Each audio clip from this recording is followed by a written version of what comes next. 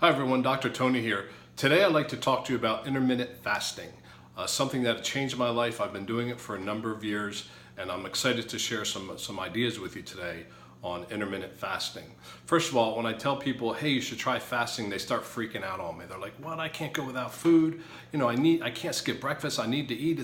Breakfast is the most important meal of the day.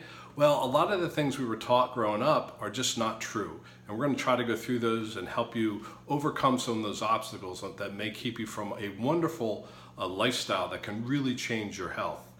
First of all, people have been fasting for thousands of years. Sometimes they had to do it out of necessity, seasonally there were not foods available, perhaps in the wintertime or early spring before the harvest time and the crops could be planted. So they had very little food to go by.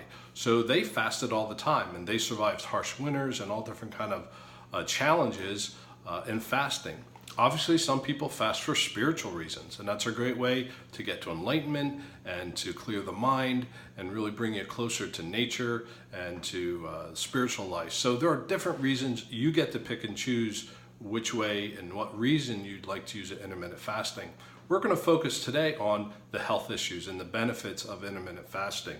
So there are a number of benefits to fasting, particularly intermittent fasting. And intermittent fasting is not a diet. And basically, we'll go through some methods of intermittent fasting, but basically it's a time of when you're eating and a time of when you're not eating. And the good news is you get to pick and choose those times. But some of the benefits before we get to that of fasting are cellular and molecular changes that take place in the body. Change in hormone levels, in particular, hormones that allow you to burn fat. They get increased, they get excited, and they allow you to come in and burn fat. Human growth hormone is increased when you fast. So in some cases, up to 5 times the amount that your body normally produces. And of course, human growth hormone helps our brain to heal, helps our body to heal, and reestablish a good metabolic rate. Insulin sensitivity improves with fasting. Something called autophagy is initiated. So what is autophagy? Well, autophagy is the body's mechanism of destroying bad cells or cells that have lived out their life cycle and are just kind of floating around in there and just creating havoc on our body. But like cancer cells and cells that create other diseases, the body will actually go after them if given the opportunity. When we're eating, it takes a lot of energy and focus for the body to digest food, distract the nutrients from that food, get it to where it needs to be in the cell, and then it has less time to go after bad cells. But when you're fasting, when you give your body a chance, away from digestion, it can go after bad cells and start to kill these cells. Therefore, longevity, disease protection are all part of intermittent fasting. Weight loss, obviously, if you're restricting calories or you're eating less, you're probably going to lose some weight. Metabolic rate increases.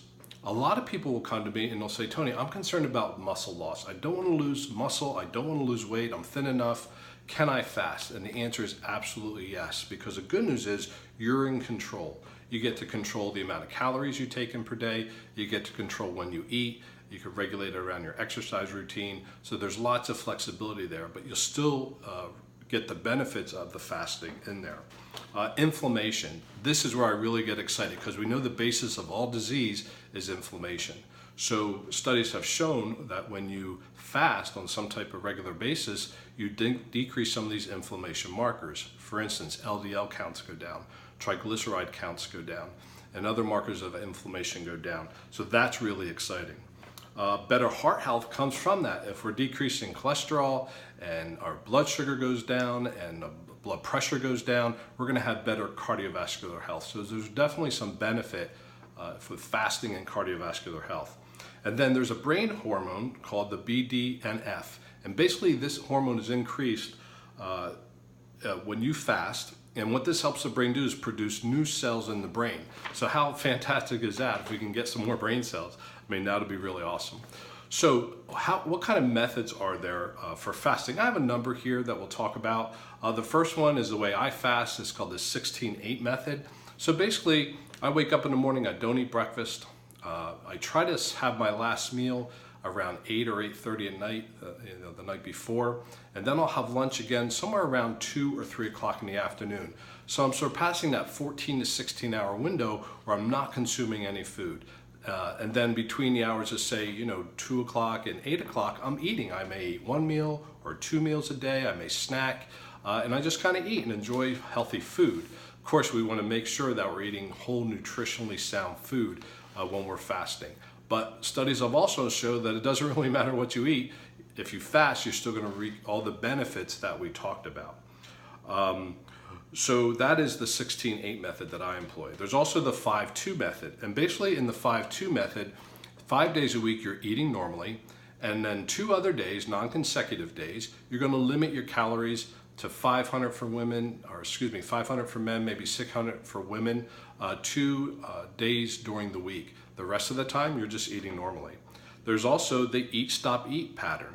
And basically here, you're going to eat one day, not eat the next day. Eat one day, not eat the next day. You can go in 24-hour intervals, or you can change up the time with the eat, stop, eat method. There's also the alternative day method. And here, you fast every other day, and you can change the amount of time, again, that you're fasting and calories. So there's room there to play. So you can go by calorie count, or you can go by time with the alternative day method. And then for someone who's just starting out and like, Tony, I don't know if I want to fast, maybe you want to do just a spontaneous meal skip. So you wake up one morning, you go, you know what, I'm really not that hungry, I'm just going to skip breakfast.